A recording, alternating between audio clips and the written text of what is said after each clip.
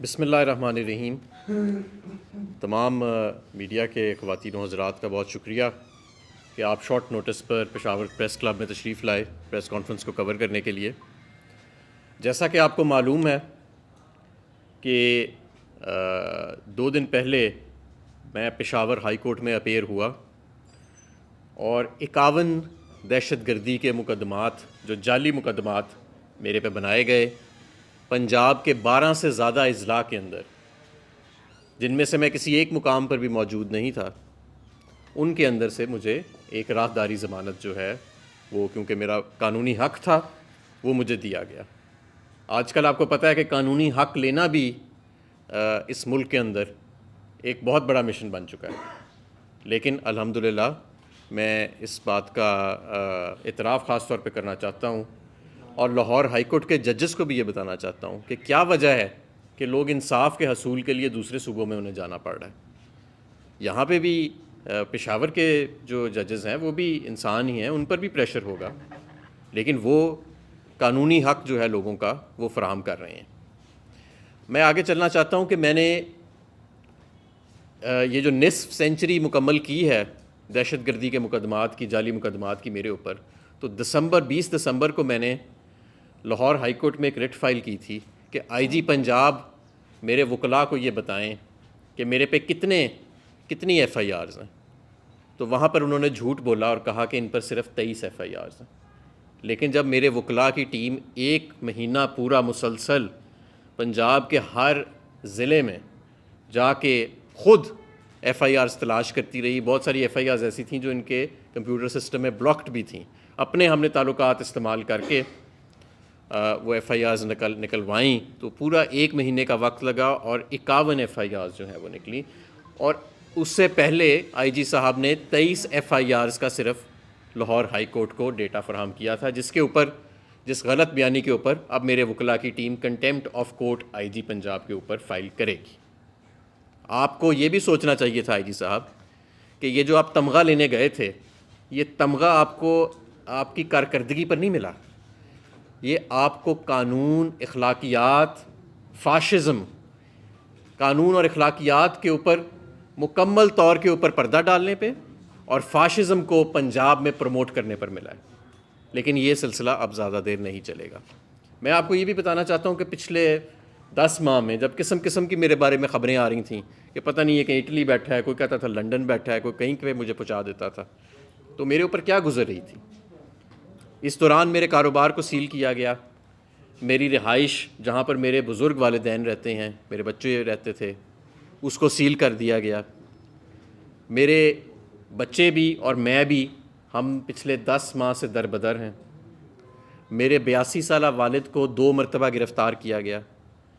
میرے والد کو یہ بھی دھمکی دی گئی کہ اگر میں نے گرفتاری نہ دی تو میری بہنوں کے گھر جا کے وہاں پہ توڑ پھوڑ کی جائے گی، اور اس کے اگلے دن میری 3 بہنوں کے گھر ریڈز ہوئے اور وہاں پر شدید ایک طوفان بدتمیزی برپا کیا گیا۔ میری بہنیں وہاں پر موجود نہیں تھیں، لیکن ان کے گھر والوں کے ساتھ بہت زیادہ بدتمیزی کی گئی۔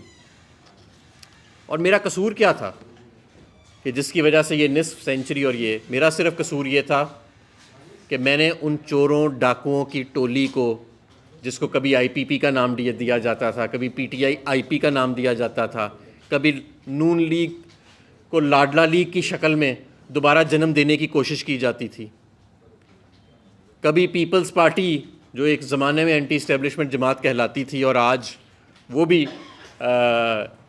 اسی اسٹیبلشمنٹ کے بل بوتے کے سہارے پر کھڑی ہے، کہ میں نے ان سب کو اس میں شمولیت اختیار نہیں کی، اور میں نے اپنے دور میں اس طرح لوٹ مار نہیں کی، اس طرح میں نے کرپشن نہیں کی جس طرح ان کے وزراء جن کو آج اس قوم پر مسلط کیا گیا ہے انہوں نے کی۔ میرا قصور صرف یہ تھا، اور میرا قصور سب سے بڑا یہ تھا کہ میں نے اپنے قائد عمران خان کو اس مشکل وقت میں چھوڑنے سے انکار کیا، اور نہ میں چھوڑوں گا۔ میں نے اپنی جماعت، میں اپنی کارکنوں کے ساتھ کھڑا رہا، اور اس کے نتیجے میں جس طرح چیف جسٹس فائز عیسیٰ صاحب کہتے ہیں نا، take the heat, if you can't take the heat get out of the kitchen, تو ہم نے چیف جسٹس صاحب، ہم نے تو ہیٹ لے لی ہے، لیکن ہمیں ہمارا قانونی حق نہیں ملا. افسوس سے میں کہنا چاہتا ہوں پچھلے 10 ماہ میں صرف مجھ پر ہی نہیں، ہزاروں بے گناہ لوگوں پر جو جبر ہوا، جو ظلم ہوا، اس کا کون جواب دے؟ کسی ایک شخص پر بھی، کسی ایک بے گناہ شخص پر بھی اگر ریاست جبر کرتی ہے یا کوئی ایک دوسرے پر ظلم کرتا ہے تو اس کا حساب عدلیہ نے تو دینا ہے. اس کا مطلب ہے کہ عدلیہ سے کہیں نہ کہیں پہ کوتاہی ہوئی ہے، اور سب سے پہلے ظاہر ہے کہ چیف جسٹس آف پاکستان کو اس کا جواب دینا ہوگا. اس لیے میں چیف جسٹس آف پاکستان سے اور خاص طور پر لاہور ہائی کورٹ کے ججز سے یہ التجا کرتا ہوں کہ کسی پریشر میں آ کے، کسی خوف میں آ کے اپنے اوپر سے پریشر اٹھا کر بے گناہوں لوگوں پر نہ ڈالیں. اگر آپ اپنا کام نہیں کر سکتے تو آپ استعفیٰ دے دیں، کسی دوسرے باہمت جج کو یہ موقع دیں کہ وہ سامنے آئے اور انصاف کو یقینی بنائے. یہ تو نہیں ہو سکتا کہ آپ انصاف کی کرسی پر بیٹھے رہیں اور لوگوں پر جعلی پرچے بھی ہو رہے ہیں، لوگوں کے گھر بار بھی توڑے جا رہے ہیں، لوگوں کو ہراساں بھی کیا جا رہا ہے، لوگوں کو اغوا بھی کیا جا رہا ہے، لوگوں پر تشدد بھی کیا جا رہا ہے، جمہوریت کا جنازہ نکالا جا رہا ہے، انسانی اور شخصی حقوق کا جنازہ نکالا جا رہا ہے. 2/3 اکثریت سے عوام مینڈیٹ دیتی ہے، اس کو پوری دنیا کے سامنے، پورے ملک کا مذاق بنا کے چرایا جا رہا ہے، اور آپ دوسروں کو کہیں کہ if you can't take the heat then get out of the kitchen. ہم نے تو 10 ماہ ہیٹ لے لی ہے. اب بہرحال اب آپ کا امتحان ہے، اور اب ہم دیکھتے ہیں کہ آپ کس طرح اپنی ہی عدلیہ جو ہے اس کو تحفظ فراہم کرتے ہیں اور اس ملک کے اندر جمہوریت، آئین اور قانون کو یقینی بناتے ہیں. میں یہ بھی کہنا چاہتا ہوں کہ بہت زیادہ پچھلے 10 ماہ کے اندر خوفناک خبریں جو ہیں وہ سامنے آئی ہیں، اور ایک جو آج کل تازہ چل رہی ہے، ایک تو یہ جو اسلام آباد ہائی کورٹ کے ججز نے جو اپنی داستان بیان کی، وہ میں سمجھتا ہوں کہ ہولناک داستان ہے کہ کس طرح بیڈ روموں میں کیمرے، کس طرح ان کے گھروں میں کیمرے، کس طرح ان کے رشتہ داروں کو الیکٹرک شاکس لگائے گئے. یہ سب تو اپنی جگہ ٹھیک، لیکن ایک خبر یہ آئی کہ بشرا بی بی کو زہر دیا گیا مبینہ طور پہ، اور ان کی زبان جل گئی، ان کی طبیعت اس وقت شدید ناساز ہے. اور یہ کوئی ایسی انہونی بات نہیں ہے. اسی ملک کے اندر ارشد شریف کو، اسی دور کے اندر ارشد شریف کا قتل بھی ہوا. اسی ملک کے اندر عمران خان کے جسم کو گولیوں سے چھلی کیا گیا. اسی ملک کے اندر ہمارے 34 کارکنوں کو شہید کیا گیا 9 مئی والے دن. اسی ملک کے اندر الیکشنز 90 دن کے اندر ان کا انعقاد نہیں ہوا. اسی ملک کے اندر میڈیا کی زبان بندی کی گئی. اسی ملک کے اندر آج 40 دن سے زیادہ ہو گئے آپ کا social media platform Twitter بند ہے. تو یہ کوئی انہونی بات نہیں ہوگی اگر بشرا بی بی کو بھی زہر دینے کی جو خبر ہے وہ سچ ثابت ہوتی ہے، اور یہ سچ ہی ہوگی خبر، کیونکہ ظاہر ہے کہ انہوں نے بڑی ذمہ داری سے بات کی ہے. ہمارے کارکن، ہمارے لیڈر جیل میں ہیں، عمران خان صاحب جیل میں ہیں. 10 ماہ گزر چکے ہیں، کوئی ایک کیس ان پہ ثابت ہو نہیں سکا. یہ 51 لوگوں پہ جو جعلی انہوں نے کیسز کیے ہیں، ان کا بھی میرے جیسے پرچوں والا ہی حال ہے. 51 جگہوں پہ میرے اوپر پرچے ہیں، کسی ایک جگہ پر بھی میں موجود نہیں ہوں ان مقام پر. میں تو اس دن ویسے ہی سفر کر رہا تھا، اور مجھے کہیں پہ گجرانوالا میں پٹرول بمب، اٹک میں دستی بمب، پتہ نہیں کیا کیا، کسی جگہ پہ پستول میرے پہ ڈالی ہوئی ہے اور کیا کچھ کیا ہوا ہے. تو یہ جو ایک مذاق بنایا جا رہا ہے کرمنل جسٹس سسٹم کا، پوری عدلیہ کو اس کے خلاف کھڑا ہونا پڑے گا، ورنہ اس ملک پہ فسطائیت کے تاریک بادل چھا جائیں گے. یا اس ملک کو جس طرف لے جایا جا رہا ہے، لوگوں سے ان کا جمہوری حق چھین کے اور انصاف کے دروازے بند کر کے، تو آپ اس ملک کو کس طرف لے کے جا رہے ہیں؟ خدا نخواستہ افراتفری کی طرف لے کے جا رہے ہیں. اگر لوگوں کو عدالتوں سے انصاف نہیں ملے گا، اگر لوگوں کو ووٹ کے پرچی کے ذریعے تبدیلی لانے کا آپ اختیار ان سے چھین لیں گے، تو آپ عوام کو، اس 25 کروڑ عوام کو کیا پیغام دے رہے ہیں؟ اس 5ویں بڑے ملک کی عوام کو کیا پیغام دے رہے ہیں کہ تبدیلی کیسے لاؤ، پھر انصاف کا حصول کیسے حاصل کرو؟ اگر عدالتیں بھی ہم نے بند کر دی انصاف کے لیے، ججز کو ڈرا دھمکا کے، اگر ہم نے فارم 47 کے ذریعے جمہوریت کا بھی دروازہ بند کر دیا، تو عوام تبدیلی کیسے لائے؟ عوام انصاف کیسے لے؟ یہ کیا پیغام آپ دے رہے ہیں لوگوں کو؟ کیا آپ کس طرف ملک کو لے کے جا رہے ہیں؟ خدا نخواستہ. میں یہاں پہ اپنے لیڈر عمران خان صاحب کا بھی ذکر کرنا چاہتا ہوں، جن کا نام لینا بھی وقت کے حکمرانوں نے ایک وقت پر اس پہ پابندی لگا دی تھی، اور پھر عوام نے 8 فروری کو ہر جگہ سے، ہر پولنگ اسٹیشن سے، ہر قصبے سے ایک ہی پیغام آیا اور ایک ہی نام آیا، اور وہ تھا عمران خان. آپ نے کیا کچھ نہیں کیا اس مرد قلندر کو دبانے کے لیے. وہ آج بھی اپنی جگہ پر کھڑا ہے, آج بھی اس کی عزت میں اضافہ ہوا ہے, کمی نہیں ہوئی. آج یہ سب بونے رہ گئے ہیں, باقی جو آپ کے نمونے آپ نے اکٹھے کیے ہوئے ہیں, کسی کو وزیر اعلیٰ, کسی کو وزیر داخلہ, کسی نمونے کو صدر بنا دیا, کسی کو, یہ سب بونے ہیں اس مرد قلندر کے آگے. یہ الیکشن ہی نہیں, اگلی 2 دہائیاں میں دعوے سے کہتا ہوں پاکستان تحریک انصاف, عمران خان اور اس کے ورثاء کا دور ہوگا, اس کے سیاسی ورثاء کا. ختم ہو چکی ہے باقی سب کی سیاست. آپ ذرا گراؤنڈ پر اتر کے تو دیکھیں, 8 فروری سے بھی اب بات آگے جا چکی ہے. لوگ نفرت کرتے ہیں ان نمونوں سے, ان ذہنی طور پر مفلوج لوگوں سے جن کو آپ نے قوم پر مسلط کیا ہے, ان لوگوں سے جنہوں نے قوم کے حق کے اوپر ڈاکہ ڈالا, جنہوں نے قوم کے سرمایے کے اوپر ڈاکہ ڈالا. عوام ان چہروں سے, اس نظام سے نفرت کرتی ہے. ایک لاوا پک رہا ہے نیچے, ابھی بھی ہوش کے ناخن لیں. بار بار آپ کو ہم یہ کہہ رہے ہیں کہ یہ ڈنڈے کے سر پہ 5ویں بڑی قوم کو آپ اس کی تاریخ دیکھ لیں برِ صغیر کی اٹھا کے, کوئی نہیں آج تک کامیاب ہو سکا. بڑے بڑے جابر ملٹری حکمران آئے, ان کو بھی منہ چھپا کے واپس جانا پڑا, اور آپ نے تو خیر نیا ریکارڈ ہی قائم کر لیا بدنامی کا. میں یہاں پر آخر میں کچھ بات معیشت کی بھی کرنا چاہتا ہوں کہ عام آدمی پر اس دوران کیا گزر رہی ہے. 28% آپ کی مہنگائی کی شرح جاری ہے, جو کسی جنگ اور وبا کے وقت سے بھی زیادہ تھی. اس 28% کی بھی اگر ایکچولی بریک ڈاؤن لیا جائے تو یہ سارا کا سارا ان اشیاء پر مبنی ہے جو کھانے پینے کی اشیاء ہیں, جس میں بجلی بھی شامل ہے, جس کے اندر گندم شامل ہے, جس کے اندر پیٹرول شامل ہے. یہ وہ چیزیں جو روزمرہ کی زندگی گزارنے کے لیے ضروری اشیاء ہیں. آپ کا شرح سود 25% سے زیادہ ہے. انڈسٹری آپ کی بند ہونے کو پھر رہی ہے. پچھلے سال آپ کی جی ڈی پی گروتھ منفی ہوئی. جب ہم کہتے تھے کہ منفی گروتھ ہوگی تب آپ مانتے نہیں تھے. اب ورلڈ بینک نے اور آئی ایم ایف نے بھی کہہ دیا کہ منفی گروتھ ہوگی. میں آپ کو بتا رہا ہوں کہ اس سال بھی آپ کی منفی گروتھ ہوگی. اس کی وجہ یہ ہے کہ ملک کے اندر گورننس تو ہو ہی نہیں رہی, ملک کے اندر حکمرانی تو ہو ہی نہیں رہی. ساری کی ساری ریاست لگی ہوئی ہے ایک پاکستان تحریک انصاف اور ایک عمران خان کو اور اس کے ساتھیوں کو دبانے کے لیے. عام آدمی پر کیا گزر رہی ہے اس کا کسی کو کوئی پرواہ نہیں ہے. 2 سال سے غیر منتخب پی ڈی ایم, پھر 6 سے زیادہ ماہ غیر منتخب نگران نمونے, اور اب دوبارہ فارم 47 کی پی ڈی ایم 2 کی جو پرفارمنس ہے وہ عوام کے سامنے ہے.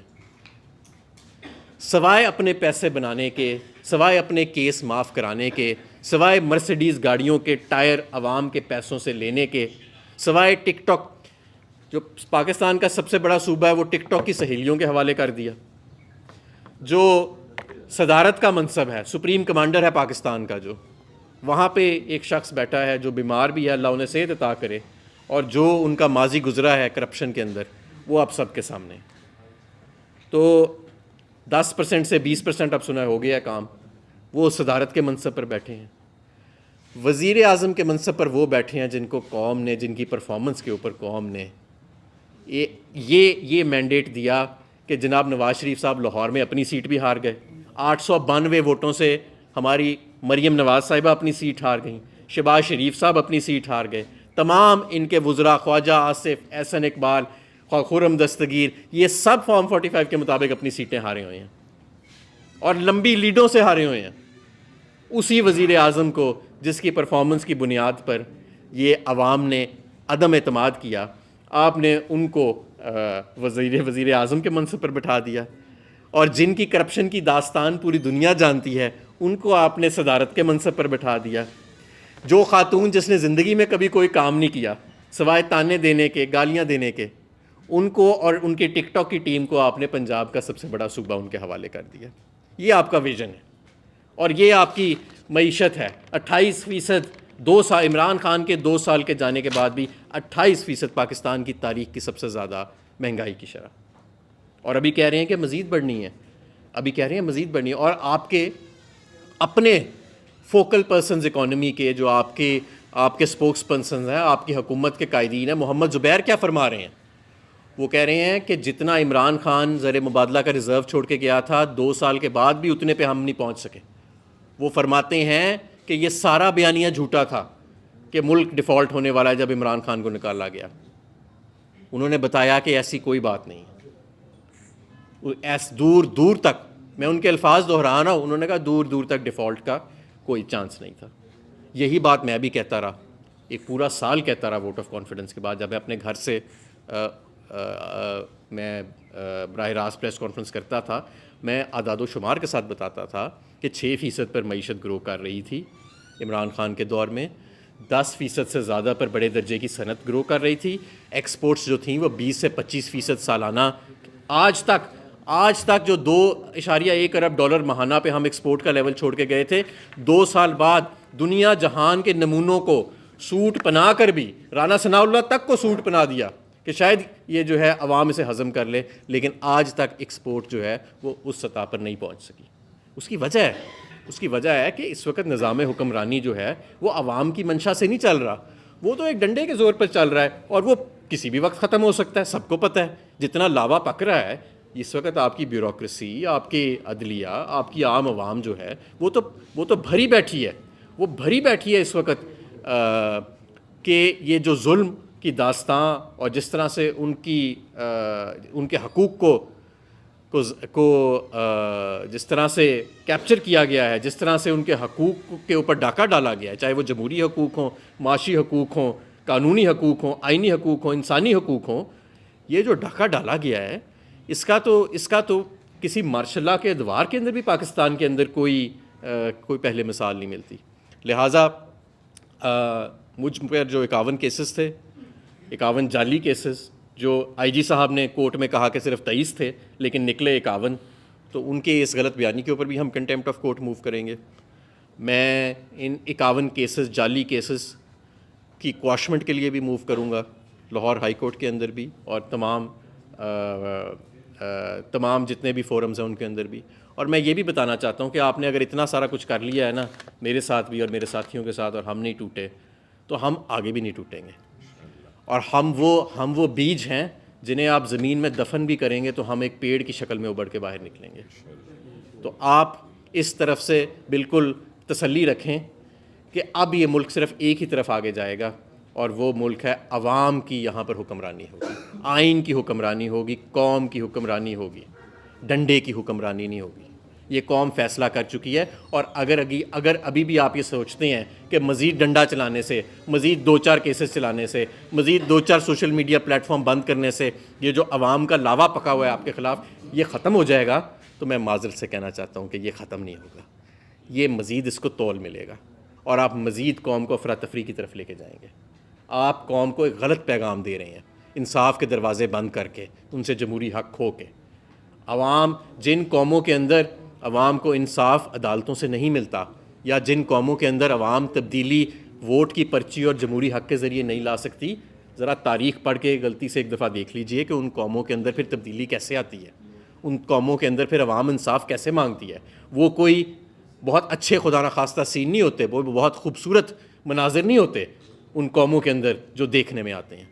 اگر کل یہ وقت آتا ہے تو اس کی ساری ذمہ داری آپ پر ڈالی جائے گی کہ آپ نے یہ سارے دروازے بند کیے اور آپ نے عوام کو دیوار کے ساتھ لگا دیا. اس لیے ابھی بھی وقت ہے. آئین، قانون اور جمہور کا احترام کریں، عدالتوں کا احترام کریں، عدالتوں کے ججز کا احترام کریں، ان کو ڈرانے دھمکانے سے باز آ جائیں. جمہور کو، عوام کو ڈرانے دھمکانے سے باز آ جائے. رانا ثناء اللہ تڑیاں لگاتا تھا نا، عوام نے، آپ نے دیکھ لیا اس کے حلقے میں فیصل آباد میں اس کا کیا حشر کیا. آج وہ فیصل آباد میں شکل دکھانے کے قابل نہیں رہا. راجہ ریاض کو آپ نے تیار کیا تھا اور اس جیسے لوٹوں کو کدھر ہیں آج؟ وہ کہاں نظر آ رہے ہیں آپ کو کہیں پہ؟ وہ ایک اون چودھری کو آپ نے جتایا، 90,000 کی لیڈ سے وہ ہارا ہوا ہے. کس منہ سے جا کے بیٹھتا ہے وہ اسمبلی کے اندر شرمندہ؟ اس کی کبھی آپ نے شکل دیکھی ہے؟ شرمندہ شکل اس کی. نواز شریف اپنے علاقے سے الیکشن ہار گیا، جہانگیر ترین کی سیاست ختم ہو گئی، پرویز خٹک کی نوشیرہ میں ضمانت ضبط ہو گئی. کیا یہ پیغام کم ہے؟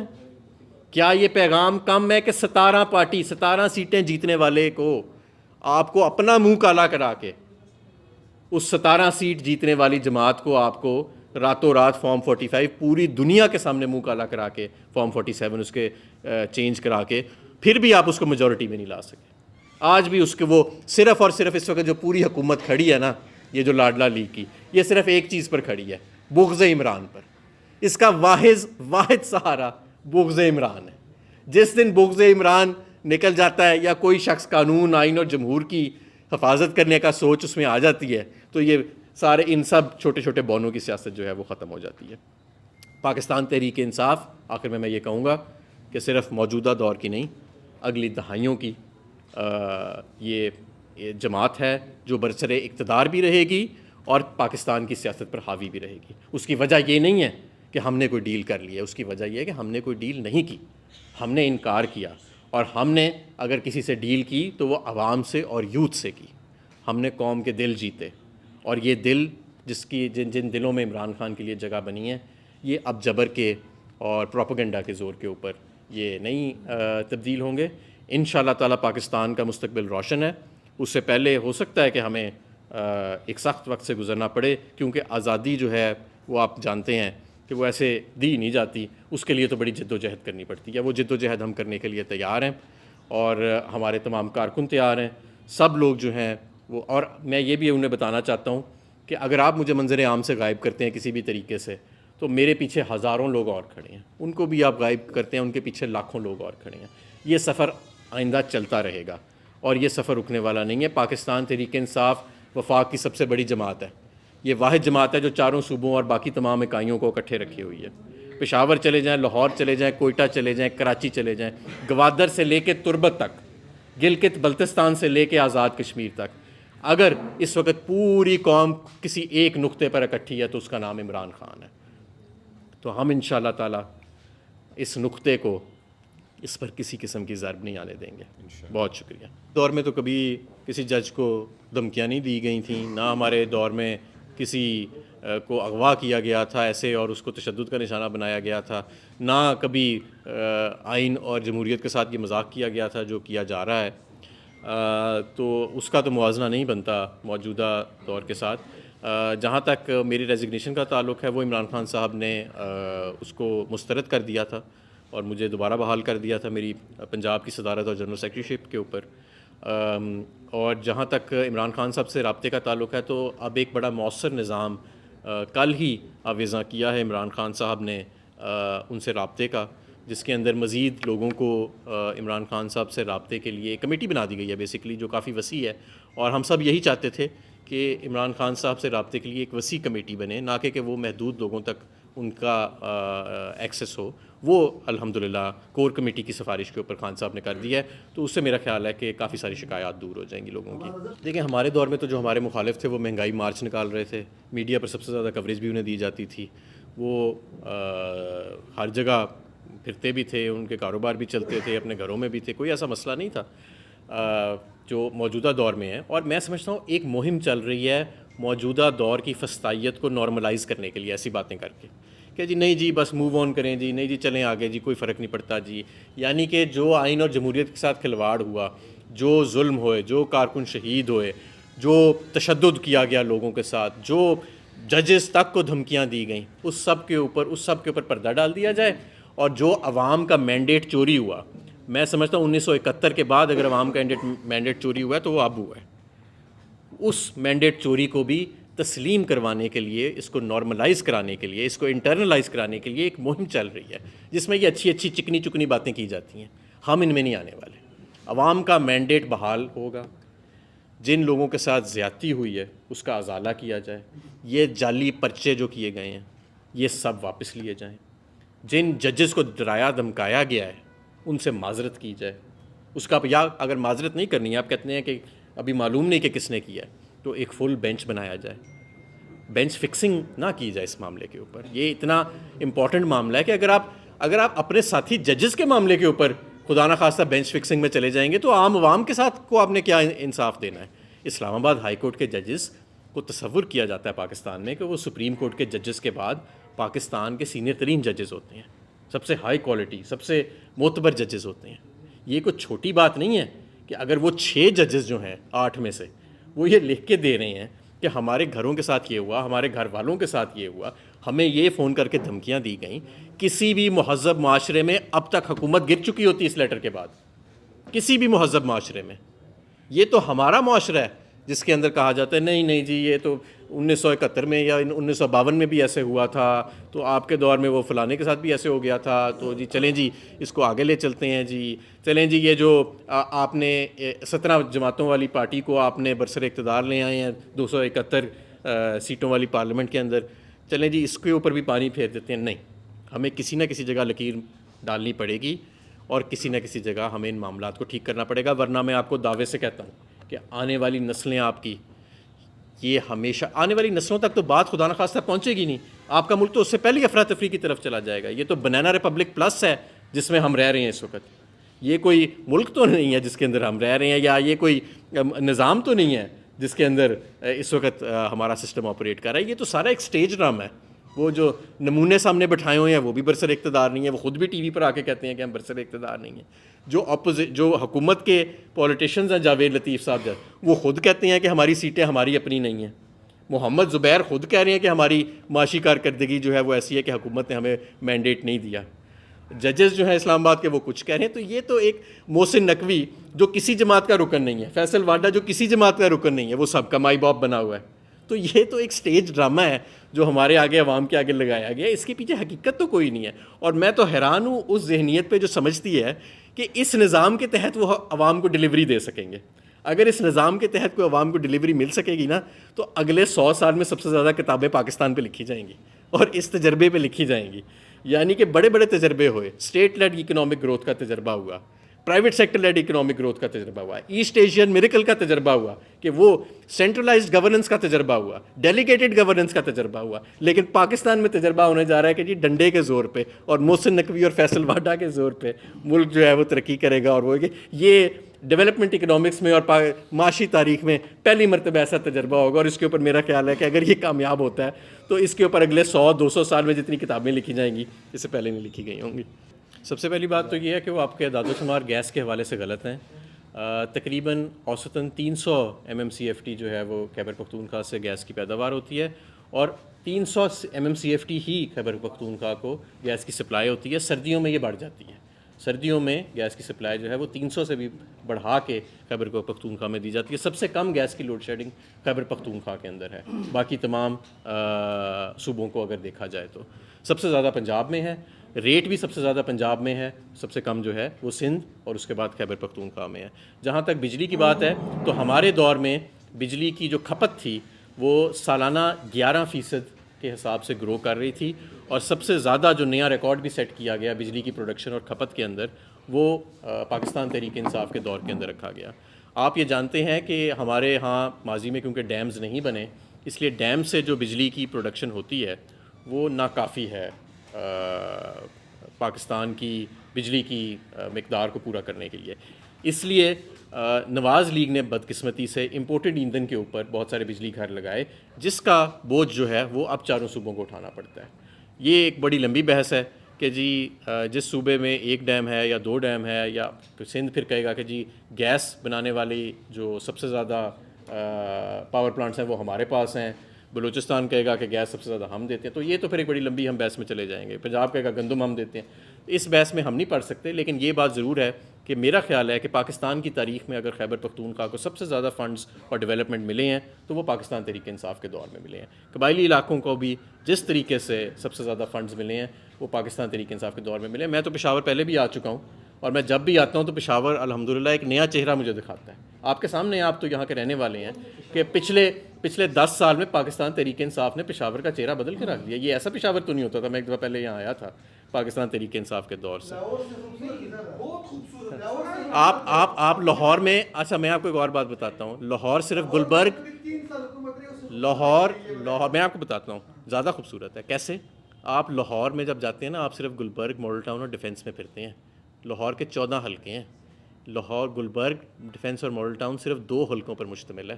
آپ ذرا کبھی میرے حلقوں میں آئیں, آپ کو میں شادرے میں لے کے جاتا ہوں, آپ کو میں کبھی اندرون شہر میں لے کے جاتا ہوں. آپ واپس آئیں گے, آپ کہیں گے کہ میں جنت میں آ گیا ہوں. Thank you.